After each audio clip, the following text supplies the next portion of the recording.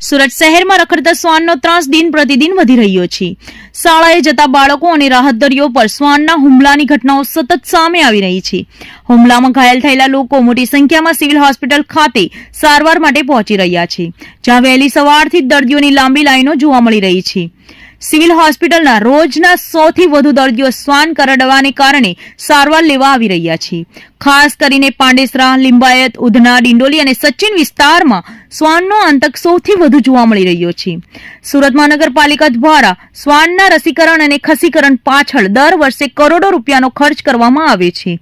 તેમ છતાં શહેરમાં રખડતા શ્વાનની સંખ્યા અને તેમના હુમલામાં કોઈ ઘટાડો ન થતા સ્થાનિક લોકોમાં તંત્ર સામે ભારે રોષ જોવા મળી રહ્યો છે.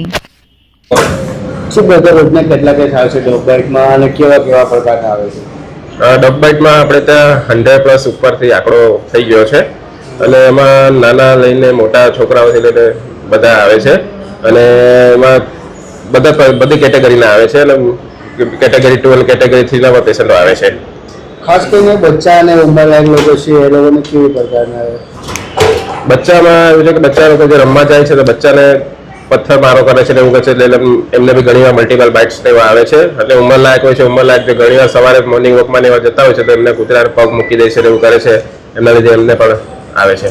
ખાસ કરીને હમણાં 4-5 દિવસમાં જોવાય કોઈ એવો પેશન્ટ આવ્યો છે ડોગ બાઇટમાં જેને સર્જરીની જરૂર પડી? અને અત્યારે હાલમાં 1-2 દિવસમાં કશે એવું કોઈ આંકડો નોંધાયો નથી. અને લોકોએ શું તકેદારી રાખવી જોઈએ ડોગ બાઇટ પછી? તકેદારીમાં જો કોઈ બાળક બહાર રમતું હોય તો એમના વાલીએ જોડે રહેવું જોઈએ કે જેથી કોઈ પ્રાણી એટલા કોઈ પણ હોય કે પથ્થર મારો કે એટલા કોઈની જોડે પાસે જાય નહીં.